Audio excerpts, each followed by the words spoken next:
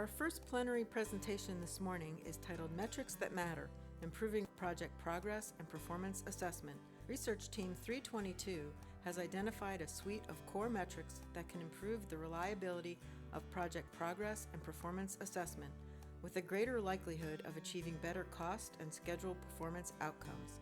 Here to present for the team is Samuel Morse, Global Manager of Project Controls and Estimating for Wood Group Mustang.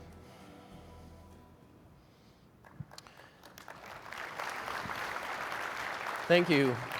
Well, good morning. I'm excited to kick off the plenary session this morning at this annual conference. So again, my name is Sam Morse. I'm with Wood Group. I'm going to talk to you about metrics that matter today.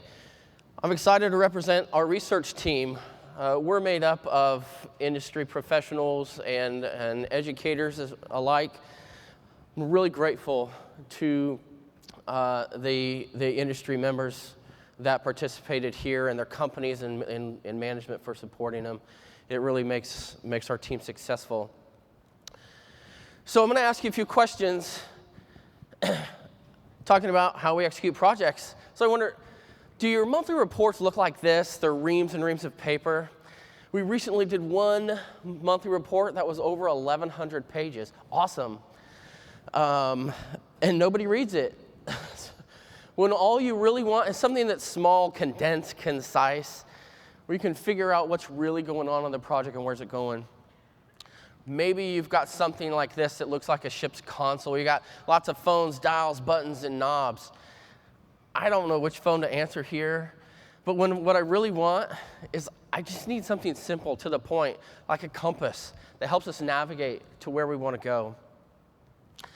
Or maybe you don't feel like the metrics in your reporting are adequately informing you of the potential risks that are out there. Maybe you don't know if you're sailing into rough waters. Perhaps your instruments and tools in your metrics are leading you in the wrong direction. And can you even trust what they're telling you? Are they reliable? Are they leading you to the wrong conclusion altogether? Are you making great decisions based on wrong information? Well, we're Research Team 322, and through our research, we've identified the metrics that really matter, and we've identified the ways to help make them more reliable and cut through that project execution fog. So our essential question was, how can we better assess project progress and performance to provide insight for future project improvement? So I want to talk about how this fits into other CII research, because we've got lots of research where we talk about metrics and benchmarking. Traditional CII research has focused on the inputs and the influencing factors that lead to project success. And so we went through and we looked at 1010 and 220 and some of the others to identify what can we learn from what's been done. These research typically focus on having the right inputs for successful outputs in cost, schedule, and safety. We sit right in the middle, so we focus on in-flight project metrics that matter to assessing your project performance. We followed a typical research process. We looked at over 120 documents from CII, PMI, AACE, DOD, et cetera. We're able to get 51 surveys, and they were, for those that participated, they were really, really long, so we thank you for participating. We managed to do 10 in-depth case studies, split roughly 50-50 between owners and contractors, and had a couple Delphi sessions with folks that had over 350 years experience. So we're excited and confident in what our research is telling us as we've been able to vet it thoroughly. Okay. So out there, most of you are already starting to count these dots. Well, I'll tell you, there's 111, and these represent core metrics that companies use to manage and measure their project performance. Okay? It's a lot. So which ones matter? Well, we were able to boil it down and identify that there are 28 significant, what we're going to call significant metrics, and 20 core metrics. And it was interesting for us to find out and discover that these 20 core metrics have an interesting correlation, that the statistical correlation is that the more of these core metrics that you use and implement on your project, the greater the likelihood of you achieving your as-sold cost performance requirements on your projects. We use a metrics pyramid to help us understand and digest a lot of this data and try to understand which of the metrics really matter.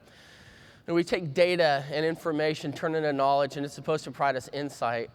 What we really want is to be able to have the right information to make decisions. And so different types of metrics help us make different decisions, whether they're operational, tactical, or strategic. We're able to slice these into two types of metrics. One type is the forecasting metric. The other is the diagnostic metric. So what do we mean by that? The forecasting metrics help us understand where are we at right now, where should we be, and where are we going as a project. When we look at diagnostic, that helps answer that simple question of why are we where we're at right now?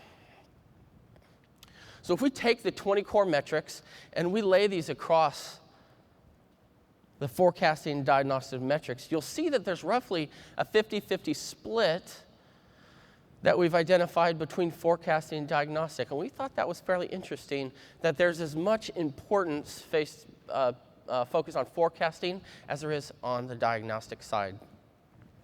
We've been able to take this and develop the Project Controls Improvement Tool, or PCI. It has 4 components that I want to talk about briefly. The first part is the metrics gap analysis tool.